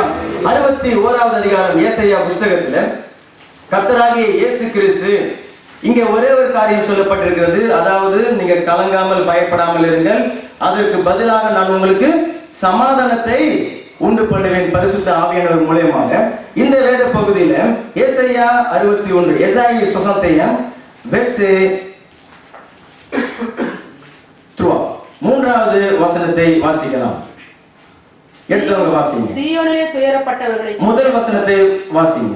கர்த்தராகிய தேவனுடைய ஆவியானவர், கர்த்தராகிய தேவனுடைய ஆவியானவர் என்மேல் இருக்கிறார். என்மேல் இருக்கிறார். சொல்லுங்க, கர்த்தராகிய தேவனுடைய ஆவியானவர் என்மேல் இருக்கிறார். கையை வைத்து சொல்லுங்க தலைமையில. கர்த்தராகிய தேவனுடைய ஆவியானவர் என்மேல் இருக்கிறார். அல்லேலூயா. இப்ப வாசிங்க மூன்றாவது வசனம். சீயோனிலே துயரப்பட்டவர்களை, சீயோனிலே துயரப்பட்டவர்களை சீர்படுத்தவும். எதற்காகவா?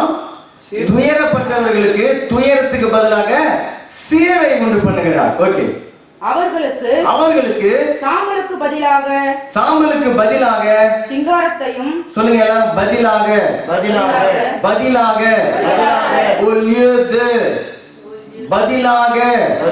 அல்லேலூயா.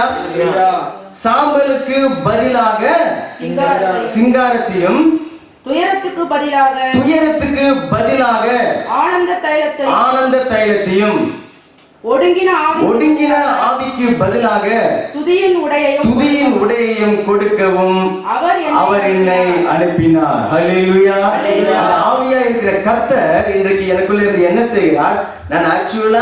நான் சோர்ந்து போக வேண்டிய நேரம், நான் துயரப்பட வேண்டிய நேரம், நான் ஒடுங்கி போக வேண்டிய நேரம், நான் கண்ணீர் விட வேண்டிய அந்த நேரம், கலங்க வேண்டிய நேரம். ஆனா அந்த நேரத்துல பரிசுத்த ஆவியானவர் என்னை தட்டி எழுப்பி சொல்லுவார், இல்லை, உனக்கு துயரத்துக்கு பதிலாக நான் சீரை உனக்கு நான் உண்டு பண்ணுவேன். ஆமென். சாம்பல் துக்கத்தை குறிக்கிறது. துக்கத்துக்கு பதிலாக உனக்கு முகத்தில பிரகாசத்தை நான் கட்டளையிடுவேன். துயரத்துக்கு பதிலாக நீ ஆனந்த சந்தோஷப்படுவாய். அநேக சமயத்துல கிறிஸ்தவர்களை பார்த்து அநேகர் என்ன இந்த ஆளுக்கு பைத்தியம் பிடிச்சிருக்குதான்னு சொல்லி ஏன் சொல்றாங்க? காரணம், அவர்கள் துயரப்படணும், அவங்க துக்கப்படணும், ஆனால் அவர்கள் அதை படமாட்டார்கள். அவர்களுக்குள்ள இருக்கிற ஆவியானவர் அவர்களை உற்சாகப்படுத்தி அவர்களை பலப்படுத்தி, உன் ஆண்டவர் உன்னோடு இருக்கிறார். அல்லேலூயா. உலகத்தில் இருக்கிறவனை காட்டிலும் உனக்குள்ள இருக்கிறவர் பெரியவர். அல்லேலூயா. உனக்காக யாவற்றையும் செய்து முடிக்கிறவர் உன்னோடு இருக்கிறார். ஆகையினால் நீ கலங்காதே, நீ பயப்படாதே, நீ துயரப்படாதே. பயப்படாதே என்று சொல்லி அந்த ஆவியானவர் நம் ஒவ்வொருவருடைய இருதயத்திலையும் அவர் பேசுவார். அல்லேலூயா. பயப்பட வேண்டிய, திகைக்க வேண்டிய இடத்துல சமாதானத்தை கொடுக்கிறார். துயரப்பட வேண்டிய இடத்துல அவர் சீரை ஏற்படுத்துகிறார். துக்கத்துக்கு பதிலாக முகத்துல நல்ல பிரகாசத்தை அவர் ஏற்படுத்துகிறார். கண்ணீருக்கு பதிலாக, வேதனைக்கு பதிலாக கர்த்தரை துதிக்கிற ஜனங்களாக அவர்களை அவர் மாற்றி விடுகிறார். ஹல்லேலூயா. ஆபத்து காலத்துல நான் சோர்ந்து போக மாட்டேன், ஆகையினால என்னுடைய பலனும் எனக்கு குன்றி போகாது, தேவனிடத்திலிருந்து வர வேண்டிய அந்த உதவியும் எனக்கு குறைந்து போகாது. அல்லேலூயா. யவீரு என்கிற ஒரு மனுஷன் இயேசுவை பார்க்க வருகிறான். அவருடைய மகள் மரண வியாதியில இருக்கிறான். அவன் இயேசுவை வந்து சந்திக்க நெருங்கி வந்திருக்கிற அந்த நேரத்துல செய்தி வருது, அவருடைய மகள் இறந்து போய்விடுகிறார். இயேசு உடனே அந்த மனுஷன் பக்கமா திரும்பி, பயப்படாதே, திடன் கொள், விசுவாசமாயிரு, நீ அற்புதத்தை காண்பாய். அல்லேலூயா. இயேசு நினைச்சிருக்கலாம், சரி நீ பயந்தா பயந்துன்னு போ, நான் தான் அற்புதத்தை செய்ய போறேன், நீ பயந்தா என்ன, பயப்படாம என்ன, நான் தேவன், நான் வந்து அந்த இடத்துல உனக்கு உன்னுடைய மகளுக்கு அற்புதத்தை செய்து உயிரோடு எழுப்பி விட போகிறேன் அப்படின்னு சொல்லிட்டு போயிருந்திருக்கலாம். ஆனால் இயேசு சொல்கிறார், பயப்படாது. அல்லேலூயா. திடமனதாய் இரு. ஆமென். அன்றைக்கு யவீரோடு பேசின அந்த தேவன் இன்றைக்கு என்னுடைய இருதயத்திலும் அவர் பேசுவார். அந்த வார்த்தைகளை கொண்டு அவர் என்னோடு பேசுகிறார். அல்லேலூயா. இப்படி பரிசுத்த ஆவியானவர் என்னை பலத்தின் மேல பலனடைய அவர் செய்கிறார். அல்லேலூயா. எந்த சூழ்நிலைகளையும் மேற்கொள்ள அவர் எனக்கு உதவி செய்கிறவராக, என்னை தேற்றுகிற தேவனாக, எனக்கு ஆறுதல் சொல்லுகிற கர்த்தராக. மனுஷர்களுடைய ஆறுதல்கள் எல்லாம் பொய்யாய் போகக்கூடிய சூழ்நிலைகளில், மனுஷர்கள் வந்து தேற்றுகிறது எல்லாம் குறைஞ்சி போகக்கூடிய சூழ்நிலை, மனுஷருடைய உதவி எல்லாம் அற்று போகக்கூடிய அந்த சூழ்நிலை, எனக்குள்ள இருக்கிற அந்த ஆவியான தேவன் எனக்குள் இருந்து என்னை பலப்படுத்துவார். அல்லேலூயா. இரண்டாவதாக அந்த ஆவியானவர் என்ன செய்கிறார்? கிருபையின் மேல் கிருபை அடைய அவர் நமக்கு செய்கிறார். அல்லேலூயா. சொல்லுங்க, கிருபையின் மேல் கிருபை. யோவான் நற்செய்தி புத்தகம் 1 அதிகாரத்தில் அந்த வசனம் வருகிறது. பரவாயில்ல. கிருபை என்று சொன்னால் என்ன? கிருபையின் மேல் கிருபை பெற்றுக் கொள்கிறது, அல்லது பரிசுத்த ஆவியானவர் இதை எனக்குள்ள இருந்து செய்கிறார் அப்படிங்கிறத நம்ம பார்க்கிறோம். கிருபை என்று சொன்னால் என்ன? தகுதி இல்லாத ஒரு மனுஷனுக்கு தேவன் பாராட்டுகிற ஒரு இரக்கம். அல்லேலூயா. ஒரு மனுஷன் எப்படி தகுதி இல்லாம இருக்கிறான்? காரணம், எல்லா மனுஷர்களும் பாவிகள் இல்லையா? அப்ப அந்த பாவத்தின் நிமித்தம் அவர்கள் தேவனுடைய தண்டனைகளையும் தேவனுடைய ஆக்கினை தீர்ப்பையும் தான் பெற்றுக்கொள்ள தகுதியானவர்கள். ஆனால் அவர்களை இயேசு கிறிஸ்துவின் நிமித்தம், ஆமென், இயேசு கிறிஸ்து சிலுவையில என்னுடைய எல்லா பாவங்களையும் சிலுவையில சுமந்து தீர்த்ததின் நிமித்தம் எனக்கு இரக்கத்தை காண்பிக்கிறார். ஆமென். அதைத்தான் கிருபை என்று சொல்லி நாம் சொல்லுகிறோம், வேதம் சொல்லுகிறது. அப்போஸ்தலர் 13வது அதிகாரம் 34வது வசனம், தகுதி இல்லாத ஒரு மனுஷனுக்கு தண்டனையையும் ஆக்கினை தீர்ப்பையும் பெற்றுக்கொள்ள மாத்திரம் தகுதியா இருக்கிற ஒரு மனுஷனுக்கு தேவன் இயற்கைக்கு அப்பாற்பட்ட சூழ்நிலையில ஒத்தாசை செய்கிறார், உதவி செய்கிறார், அவனை ஆசீர்வதித்து அவனை உயர்த்துகிறார். அதனாலதான் நம்ம பார்ப்போம், பாருங்க, என்ன மாதிரி இருந்தவங்களாம் என்ன மாதிரியாலாம் ஆயிட்டாயா, எப்படி இது ஆனது அப்படின்னு சொல்லி எல்லாம் ஊர் உலகத்துல பேசிக் கொள்கிறதுக்கு காரணம் என்ன? அவனுக்குள்ளாக தேவ ஆவியானவர் இருக்கிறார். அல்லேலூயா. தேவன் வந்து அந்த மனுஷனுக்குள்ளாக தங்கி இருக்கிறார். அல்லேலூயா. நம்ம சொல்லுவோம், என் பக்கத்து வீட்டுக்காரலாம் இப்படி இப்படி எல்லாம் ஆயிட்டான் ஆண்டவரே அப்படின்னு சொல்லி எல்லாம் அநேக புலம்புவதை நம்ம பார்ப்போம். காரணம் ஏன்? தேவ ஆவியானவர் அவனுக்குள்ள இருக்கிறார். அல்லேலூயா. அவனுடைய தகுதிக்கு மிஞ்சின காரியத்தை தேவன் அவனுடைய வாழ்க்கையில அவனுக்கு செய்கிறார். சரி, அப்போஸ்தலர் 13:34 வாசிக்கலாம். இனி அவர் Actes des Apôtres, verset 13, chapitre 13, verset 34. இனி அவர் அழிவுக்கு உட்படாதபடிக்கு அவரை மரித்தோரிலிருந்து எழுப்பினார். அங்கே அவர் என்று சொல்லப்படுகிறது இயேசு கிறிஸ்துவை குறித்து. ஓகே, அவரை மரித்தோரிலிருந்து எழுப்பினார் என்பதை குறித்து தாவீதுக்கு அருளின நித்தியமான கிருபைகளை, தாவீதுக்கு அருளின நிச்சயமான கிருபைகளை உங்களுக்கு கட்டளையிட்டேன். அல்லேலூயா. தாவீதுக்கு அருளின நிச்சயமான கிருபைகள். அங்க தாவீது என்று சொல்லப்படுகிறது தாவீதின் குமாரனாகிய மெசியாவாகிய இயேசு கிறிஸ்து. இயேசு கிறிஸ்துவுக்கு கிடைக்க வேண்டிய நன்மைகள். காரணம், அவர் இந்த பூமியில வந்து வாழ்ந்த போது தேவனுக்கு முற்றிலுமாய் கீழ்ப்படிந்தவராகி அவர் பாவமே செய்யாதவராக, பாவமே அறியாதவராக தேவனுக்கு தன்னை முழுமையாய் ஒப்பு கொடுத்து வாழ்ந்தபடினால தேவன் அவருக்கு கொடுக்க வேண்டிய அந்த கிருபைகள், அவருக்கு கொடுக்க வேண்டிய அந்த ஆசீர்வாதத்தை இப்ப சொல்லுகிறார், அதை நான் உனக்கு கட்டளையிட்டேன். அல்லேலூயா. பாவங்கள் மன்னிக்கப்படுகிறது அவருடைய கிருபையினால. பாவத்தை என்னுடைய வாழ்க்கையில் நான் மேற்கொண்டு வாழ்கிறது தேவனுடைய கிருபையினால. அல்லேலூயா. என்னுடைய வாழ்க்கையில எண்ண முடியாத காரியங்களை தேவன் தம்முடைய கிருபையினால அவர் செய்கிறார். எனக்கு சுகத்தை, ஆரோக்கியத்தை, சமாதானத்தை, சந்தோஷத்தை, நிம்மதியை, வெற்றியை, வாழ்க்கையில வெற்றியை, ஆசீர்வாதத்தை கொடுக்கிறது தேவனுடைய கிருபை. ஆமென். இதைத்தான் இயேசு கிறிஸ்து சிலுவையில சம்பாதித்தார். ஆமென். இதைத்தான் தேடு தேடு என்று சொல்றார். கிறிஸ்துவை தேடு அல்லது தேவனுடைய ராஜ்யத்தை தேடு. எதற்காக? உங்ககிட்ட இருக்கிறத பிடுங்கிக் கொள்வதற்காகவா? இல்ல. சபைகள் எதற்காக? இருக்கிறவங்க கிட்ட இருந்து பிடுங்கிக் கொள்வதற்காக அல்ல, அவர் கூட கொடுக்கிறேன் என்று சொல்லி அவர் சொல்கிறார். ஆமென். அவருடைய கிருபைகளை தாராளமாக கொடுக்கும்படிக்காகவே மனுஷனை தேடி தேவன் இறங்கி வந்தார். அல்லேலூயா. அல்லேலூயா. இந்த ஆவியானவரை வேதம் நமக்கு எப்படி சொல்லுகிறது? சகரியா 12வது அதிகாரம் 10வது வசனத்துல, சகரியா புஸ்தகத்துல, தீர்க்க தரிசன புஸ்தகத்துல 12வது அதிகாரம் 10வது வசனம், ஆவியானவரை அநேக பெயர்களில் வேதம் நமக்கு அழைக்கிறது. இந்த பகுதியில் ஒரு விசேஷித்த பெயர் சொல்லப்பட்டிருக்கிறது. வாசிங்களேன். சகரியா chapitre 12 verset 10. நான் தாவீதின் குடும்பத்தாரின் மேலும் எருசலேம் குடிகள் மேலும் கிருபையின் ஆவியையும் விண்ணப்பங்களின் ஆவியையும் ஊற்றுவேன். அல்லேலூயா. இங்கே பரிசுத்த ஆவியானவர் எப்படி அழைக்கப்படுகிறார்? கிருபையின் ஆவியானவரும் விண்ணப்பத்தின் ஆவியானவருமாய் அவர் இருக்கிறார். கிருபை சொல்லி நாம பார்ப்போம். கர்த்தராகிய இயேசு கிறிஸ்து எனக்காக சிலுவையில சம்பாதித்தது நான் பெற்றுக்கொள்ள வேண்டும் என்பதற்காகவே, அதற்காகவே அவர் மரித்தார். எதற்காக மரித்தாரோ அதை நான் பெற்றுக்கொள்வதற்காக. அல்லேலூயா. அதைத்தான் கிருபைகள் என்று சொல்லி சொல்கிறோம். புதிய உடன்படிக்கை, புதிய ஏற்பாடு என்று சொல்லி எல்லாம், உயில் என்று சொல்லி எல்லாம் பார்த்தோமே. அந்த உயில்ல என்ன எழுதப்பட்டிருக்கிறது? அவர் எனக்காக என்னென்ன கிருபைகளை வைத்திருக்கிறார். ஆமென். எனக்கு என்னென்ன அந்த உயில்ல என்னென்ன சொத்து, ஆசீர்வாதம், அந்தஸ்து வைத்திருக்கிறேன்ங்கிறது தான் இந்த வேதம் புதிய உடன்படிக்கை எனக்கு சொல்லி கொடுக்கிறது. ஆமென். சரி, இப்போ அதை அறிந்து கொள்ள அந்த கிருபையின் ஆவியானவர் எனக்கு உதவி செய்கிறார். மாத்திரமல்லாம அவர் எனக்குள்ள இருந்து இந்த கிருபைகளை ஒவ்வொரு நாளும் தேவனிடத்தில் கேட்டு பெற்றுக்கொள்ளும்படிக்கு எனக்குள்ள இருந்து ஜெபிக்கிறவராக அவர் இருக்கிறார். அல்லேலூயா. அநேகருக்கு ஏன் ஜெபிக்க முடியல? தேவனுக்கு நேரத்தை கொடுக்க முடியல, தேவனிடத்துல தன்னுடைய தேவைகளுக்காக ஜெபிக்க முடியாது. பாருங்க, அவங்க தங்களுடைய சொந்த முயற்சியை பயன்படுத்துவாங்க, திறமைகளை பயன்படுத்துவாங்க, அங்க நாலா இடத்துக்கும் ஓடுவாங்க. சரி, முதலாவது தேவனிடத்துல இதை கேட்போம், தேவன் இதில் உதவி செய்வார் என்கிற சிந்தனை வருவதில்லை. காரணம், தேவனுடைய கிருபையை குறித்து அவர்கள் அறியாமல் இருக்கிறார்கள். ஆனால் அந்த ஆவியானவர் எனக்குள்ள இருக்கிறபடினால அவர் சொல்லுவார், நீ மண்டையை போட்டு உடைச்சுக்கிறத நிறுத்து, நீ முயற்சி செய்து தோற்று போகிறதை நீ நிறுத்து. பாருங்க, சோர்வுங்கிறது என்ன அல்லது தோல்வி என்கிறது என்ன? என்னால செய்ய முடியாத ஒரு காரியத்தை நான் என்னுடைய பலத்தினால திரும்ப திரும்ப முயற்சி செய்து மூக்க உடைச்சுக்கிறேன் பாருங்க, இதுக்கு பேர் தான் தோல்வி.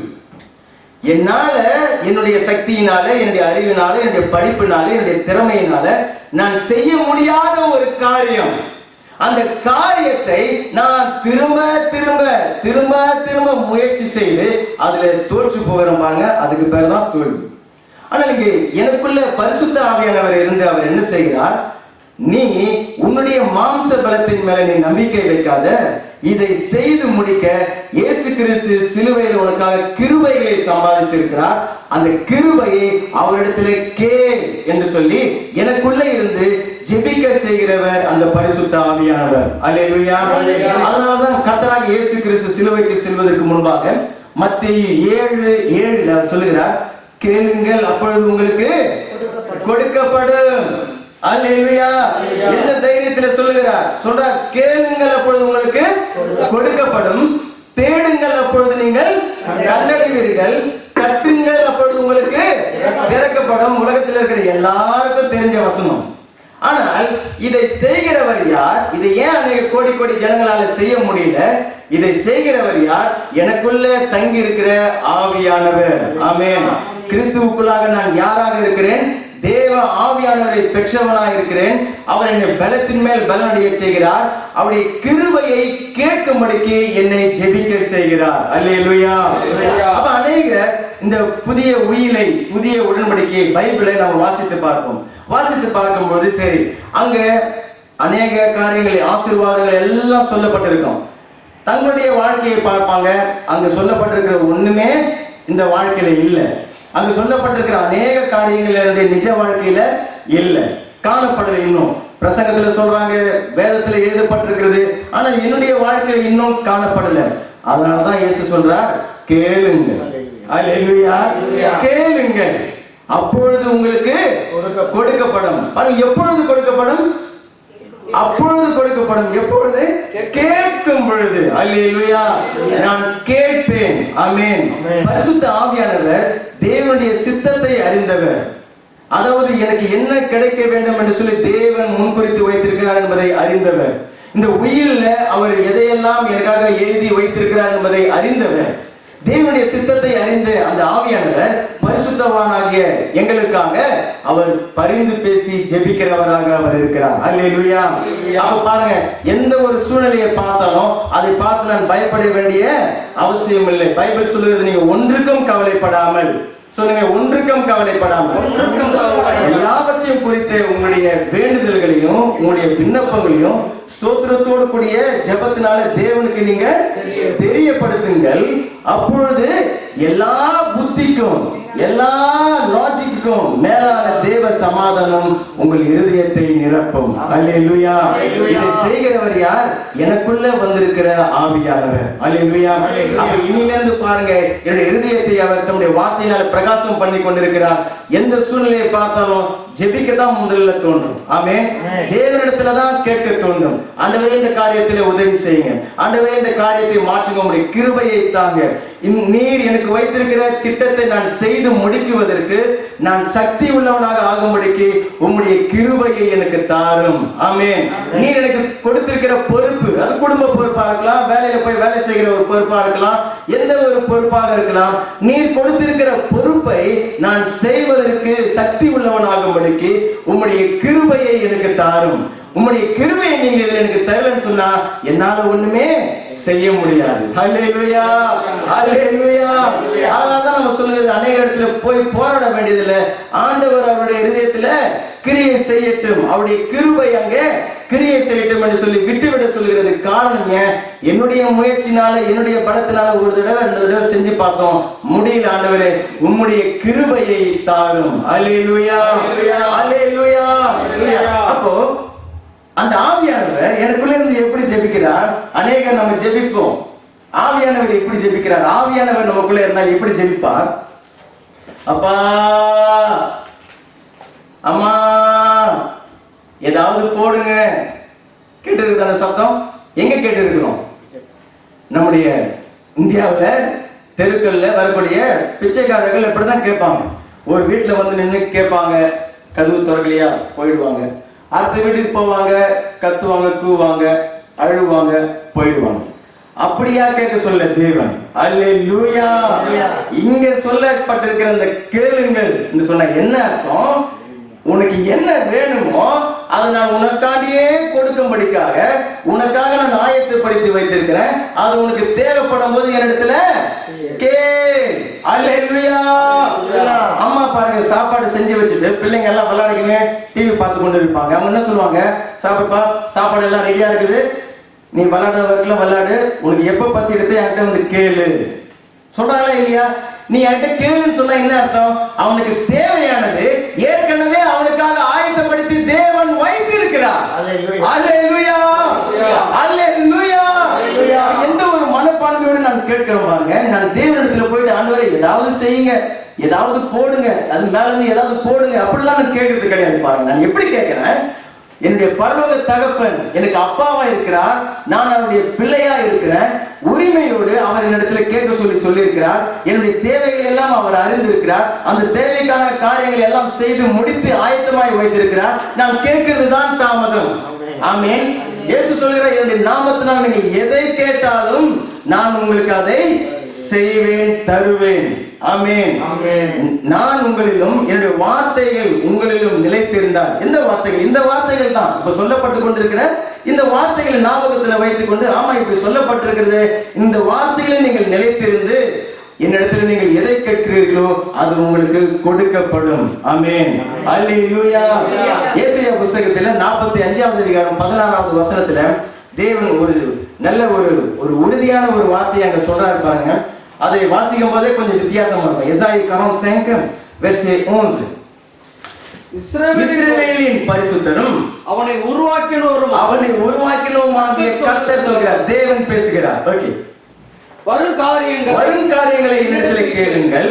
என் பிள்ளைகளை குறித்து, என்னவா? என் பிள்ளைகளை குறித்தும் என் கரங்களின் கிரியைகளை குறித்தும் எனக்கு கட்டளையிடுங்கள். அல்லேலூயா. என் பிள்ளைகளை குறித்தும் என் கருத்தின் கிரியை குறித்தும் நான் என்ன செய்யணும்? உனக்கு நான் என்ன செய்யணும்? இந்த சகோதரிக்கு நான் என்ன செய்யணும்? இந்த சகோதரிக்கு நான் என்ன செய்யணும்? என்னுடைய பிள்ளைகளுக்கு நான் என்ன செய்யணும்? எனக்கு என் கருத்தின் கிரியைக்கு நீ கட்டளையிடு. கட்டளையிடுன்னு சொல்லும்போது அவர் போயிட்டு நம்ம போயிட்டு அதிகாரம் செலுத்துறது கிடையாது. அதனுடைய அர்த்தம் என்ன? கட்டளையிடு என்று சொல்லும்போது அந்த மாதிரியான ஒரு உரிமையோடு நீ வந்து உன்னுடைய தகப்பனிடத்துல கேள். அல்லேலூயா. அல்லேலூயா. பாருங்க, அந்த பிச்சைக்காரன் வந்து கேட்டான், கதவு திறக்கல, போயிட்டான். பிள்ளைங்க ஸ்கூல் முடிச்சுட்டு வராங்க. ஏன் பிச்சைக்காரன் கதவு தட்டல? யோசனை பண்ணி பாருங்க.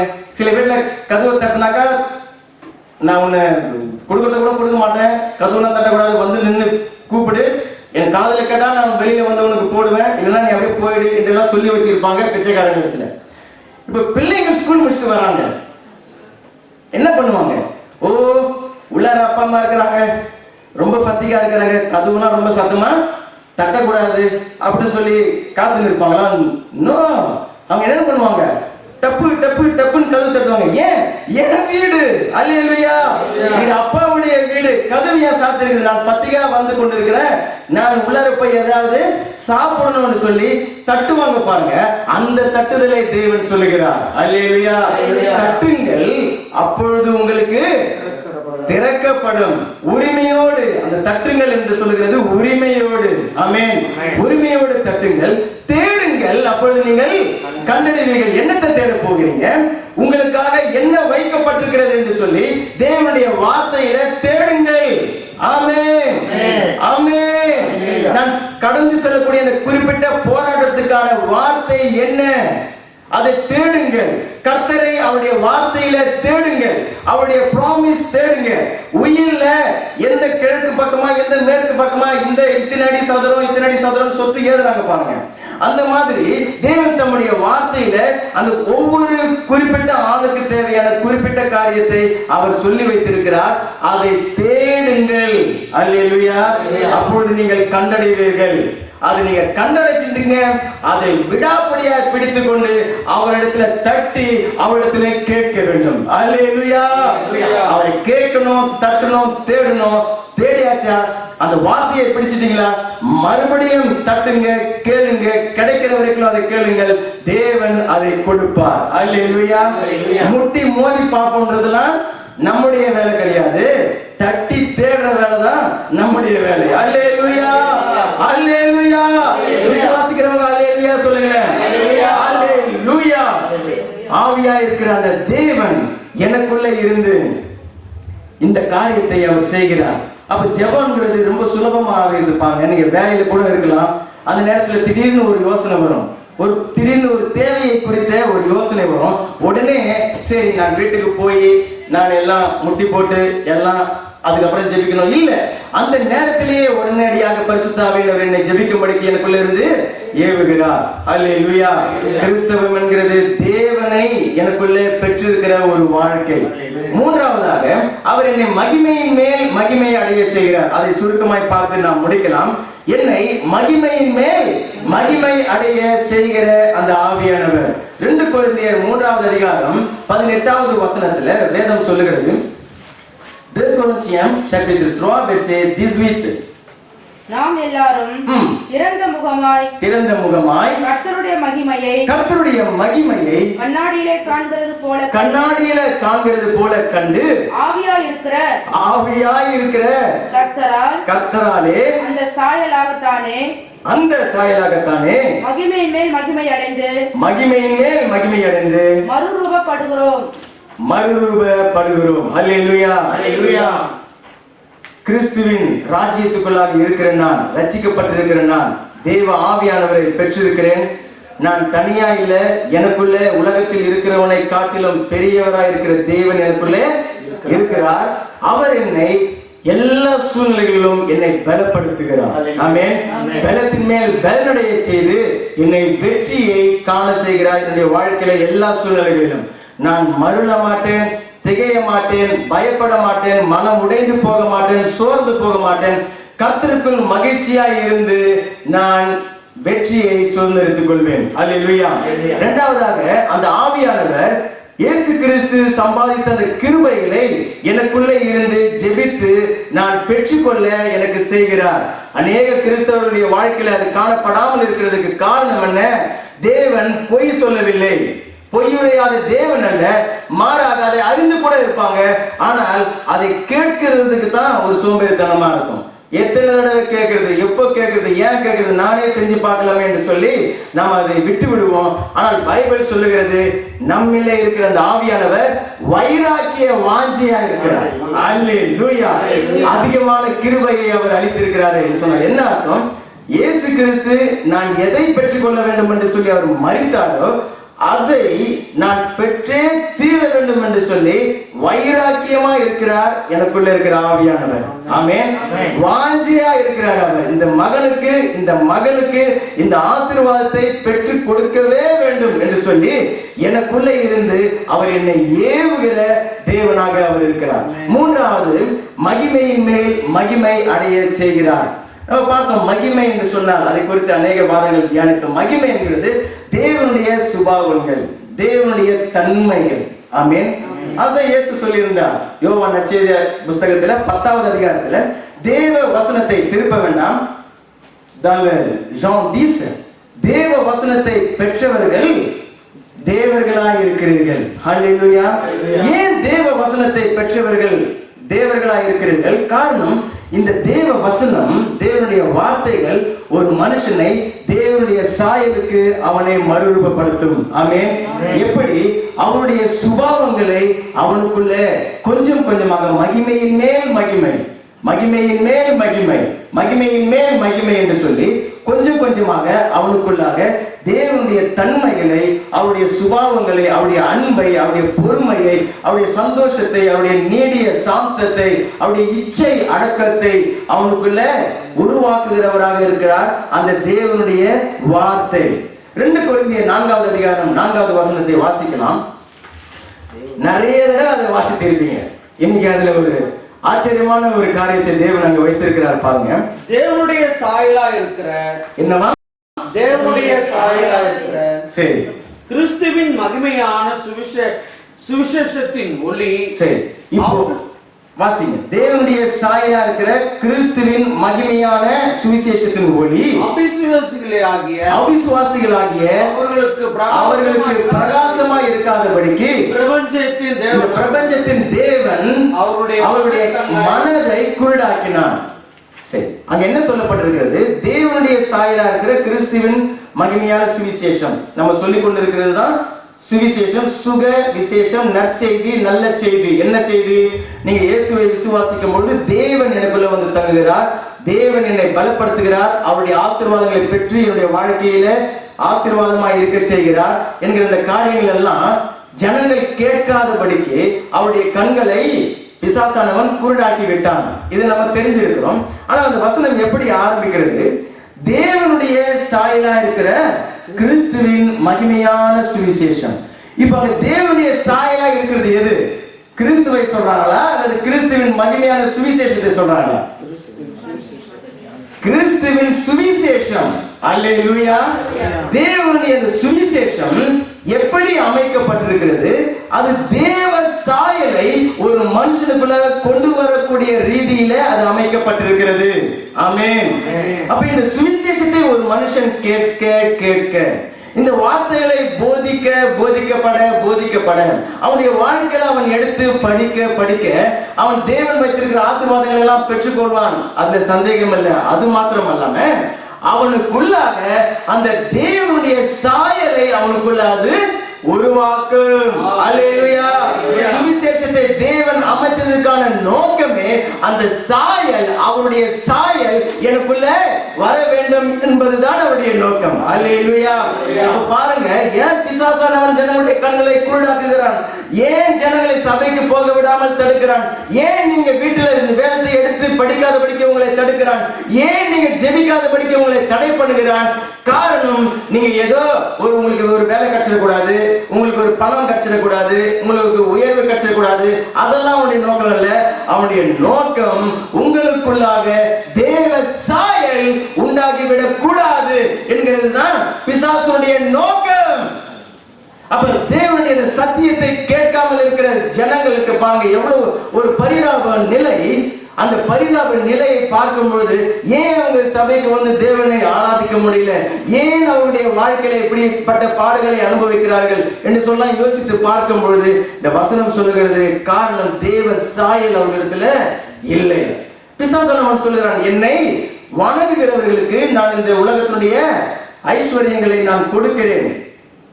சாத்தானோடு இயேசுவுக்கு நடந்த அந்த உரையாடல், அந்த சோதனைகளை நம்ம வாசித்தோம் லூக்கா 4வது அதிகாரத்துல. என்னை பணிந்து கொள்ளும், அப்பொழுது இந்த பூமியத்தின் ராஜ்யங்களுடைய மகிமையெல்லாம் நான் உமக்கு கொடுப்பேன் என்று சொல்லி பிசாசு சொன்னானே. அந்த இடத்துல அவன் என்ன சொல்றான், என்னை தொழுது கொள்கிறவர்களுக்கு அல்லது என்னுடைய ஆளா இருக்கிறவர்களுக்கு நான் அதையெல்லாம் கொடுக்கிறேன். அப்ப பணத்தை ஐஸ்வர்யத்தை பெற்றுக் கொள்கிறது பெரிய பிரமாதம் கிடையாது. நல்ல ஒரு உயர்வு பெரிய வேலையை பெற்றுக் கொள்கிறதுல பெரிய ஆச்சரியம் கிடையாது. பிசாசு கூட அதை கொடுக்க முடியும். அவன் தான் கொடுக்கிறான்னு சொல்லல, அவனால கூட அது கொடுக்க முடியும். தேவன் கொடுக்கிறார். பைபிள் சொல்கிறது கர்த்தருடைய ஆசீர்வாதம் ஐஸ்வர்யத்தை கொடுக்கிறது. சரி, ஆனால் பிசாசுடைய நோக்கம் என்ன? நீங்க பணம் இல்லாதவர்களாக போயிடணும், நீங்க வேற ஏதாவது பிரச்சனை உள்ளவர்களாக ஆயிடணும் என்கிறது அவனுடைய பிரைமரி ரீசன் கிடையாது. அவனுடைய பிரைமரி ரீசன் என்ன? நீங்கள் உங்களுக்குள்ளாக தேவனுடைய சுபாவங்கள், தேவனுடைய தன்மைகள், அவருடைய அன்பு, அவருடைய சந்தோஷம், அவருடைய தயவு, அவருடைய நீடிய பொறுமை, அவருடைய விசுவாசம், அவருடைய சாந்தம், அவருடைய இச்சையடக்கம், அவருடைய ஞானம், அவருடைய பரிசுத்தம், அவருடைய பாவத்தை பாராத சுத்த கலராக இருக்கக்கூடிய அந்த ஒரு பரிசுத்த தன்மை உங்களுக்குள்ளாக எனக்குள்ளாக உண்டாகிவிடக் கூடாது. அதுதான் பிசாசுடைய நோக்கம். கவனிச்சீங்களா? அப்போ ஒரு மனுஷன் சபையை நீங்க ஆராதிக்காம இருக்கும் பொழுது, வேதத்தை எடுத்து வாசிக்காம இருக்கும் பொழுது, தேவனுக்கென்று நேரத்தை நீங்க கொடுக்காம இருக்கும் பொழுது என்ன நடக்கிறது? அந்த சத்திய தேவனுடைய அந்த சாயல் எனக்குள்ளாக உருவாக வேண்டியதிலிருந்து தடைப்படுகிறது. அல்லேலூயா, அல்லேலூயா.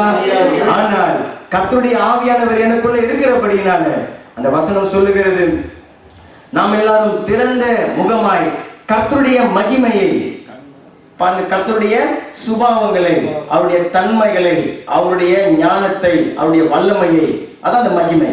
கர்த்தருடைய மகிமையை கண்ணாடியில காண்கிறது போல. கண்ணாடி எது? இந்த வேத புஸ்தகம் தான் நம்முடைய கண்ணாடி. அதுக்கு முன்னாடி நின்று பார்த்தாதான் நீங்க யாரு, நீங்க எப்படிப்பட்டவங்க என்கிறதெல்லாம் அந்த கண்ணாடிக்கு முன்னாடி தான் தெரியும். சரி, நானே என்னை பத்தி ஒரு நினைப்பு வச்சுக்கிறது கிடையாது. இந்த கண்ணாடிக்கு முன்னாடி நின்று பார்த்தாக்க தெரியும் நான் எப்படியா இருக்கிறேன்னு சொல்லி. சரி, கர்த்தருடைய மகிமையை இந்த வேதத்துல நான் காண்கிறது போல கண்டு எனக்குள்ள தங்கி இருக்கிற இந்த ஆவியான தேவனால அந்த சாயல், எந்த சாயல்? தேவ சாயலாக எனக்குள்ளே ஒவ்வொரு நாளும் அது உருவாகுகிறது. அல்லேலூயா. கரங்களை தட்டி கர்த்தருக்கு நன்றி செலுத்தலாமா? அல்லேலூயா. தேவனுடைய நோக்கம் என்ன? அவருடைய திட்டம் என்ன? கிறிஸ்துவுக்குள்ளாக நான் யாரா இருக்கிறேன்? கர்த்தருடைய ஆவியானவர் எனக்குள்ளே இருந்து என்னை பலப்படுத்தி பலத்தின் மேல் பலனடைய செய்கிறார், கிருபையின் மேல் கிருபை அடைய செய்கிறார், மகிமையின் மேல் மகிமை அடைய செய்கிறார். அல்லேலூயா. எழுந்து நின்று கர்த்தருக்கு நாம் நன்றி செலுத்தலாம்.